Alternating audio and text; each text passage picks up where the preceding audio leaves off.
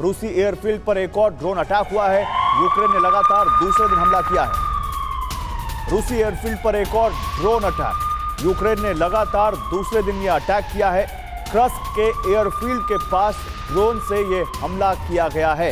यूक्रेनी सीमा से सिर्फ 90 किलोमीटर दूर है क्रस्क एयरफील्ड। कल भी यूक्रेन ने रूस के 2 एयरफील्ड पर हमला किया था। रूस के 2 एयरबेस पर यूक्रेन के स्ट्राइक के बाद ही पुतिन ने यूक्रेन पर आग बरसाना शुरू किया है। इसके जवाब में यूक्रेन ने फिर से जाबाजी दिखाते हुए रूस पर दोबारा हमला कर दिया। यानी यूक्रेन अब अटैक इज बेस्ट डिफेंस की नीति पर चल रहा है। यूक्रेन ने आज रूस के कुर्स्क एयरफील्ड के साथ ब्रियांस्क में रूस के ऑयल रिजर्व सेंटर पर ड्रोन अटैक कर दिया। ब्रियांस्क से यूक्रेन की सीमा की दूरी महज 80 किलोमीटर है। खबर है कि यूक्रेनी ड्रोन रूस के डीजल टैंक से 3 मीटर की दूरी पर गिरा। हालांकि 5 टन का ये डीजल टैंक हमले के समय खाली था, जिससे हमले के बाद कम नुकसान हुआ।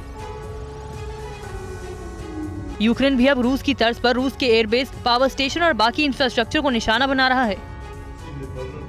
ज़ेलेंस्की इस हमले के बहाने रूस को संदेश देना चाह रहे हैं कि चाहे कुछ भी हो जाए, यूक्रेन हार मानने वाला नहीं है। हालांकि यूक्रेन ने इस बात की भी आशंका जताई है कि रूस आज यूक्रेन पर फिर से हमला कर सकता है। यूक्रेनी आर्म फोर्स के एयरफोर्स कमांड के बयान के बाद यूक्रेन के कई शहरों में अलर्ट जारी कर दिया गया।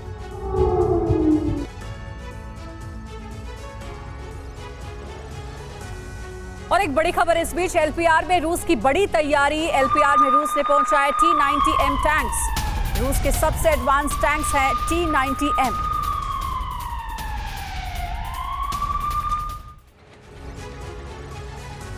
रूस यूक्रेन जंग को करीब 10 महीने होने को हैं, लेकिन दोनों ही देश ना झुकने को तैयार हैं और ना ही पीछे हटने को।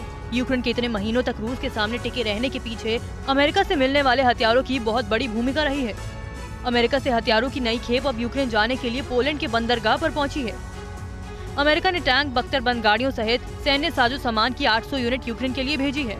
ऑपरेशन अटलांटिक रिजॉल्व के तहत अमेरिका की 1st इन्फेंट्री डिवीजन के सैन्य अधिकारी भी हथियारों के साथ पोलैंड पहुंचे हैं। बर्फबारी के बीच अमेरिका से आए टैंक रूस पर कहर बरपाने के लिए पोलैंड से यूक्रेन के लिए रवाना होंगे। तैयारी सिर्फ यूक्रेन की नहीं, रूस ने लुहांस्क पीपल्स रिपब्लिक यानी एलपीआर लड़ाकों को brand new T-90M breakthrough tanks दिए हैं। लुहांस्क पीपल्स रिपब्लिक विवादित क्षेत्र है जिसे रूस समर्थित एलपीआर अलगाववादियों ने बनाया था। सितंबर में रेफरेंडम के बाद पुतिन ने लुहांस्क को रूस में मिलाने का ऐलान किया था। खेरसोन में जीत के बाद यूक्रेन की नजर लुहांस्क, डोनेट्स्क, क्रीमिया पर है। रूस ने ऐसे किसी भी प्रयास को रोकने के लिए पूरी ताकत झोंक दी है।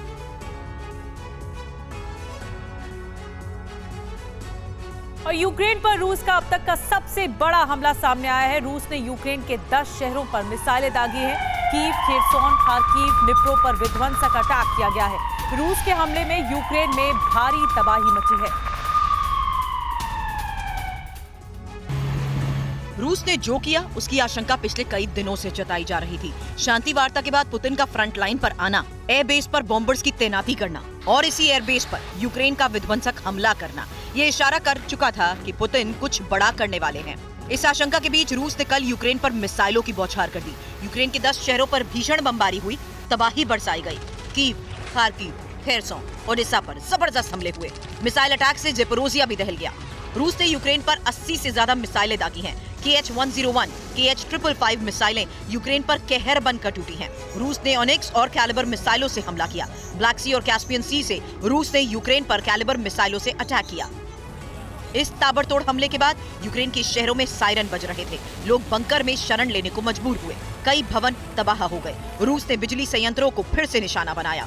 यूक्रेन के बड़े इलाकों में फिर अंधेरा छा गया। ओडेसा में पंपिंग स्टेशन को नुकसान पहुंचा। अब यूक्रेन के अधिकारी रूस के ताजा हमले से हुए नुकसान का आकलन कर रहे हैं।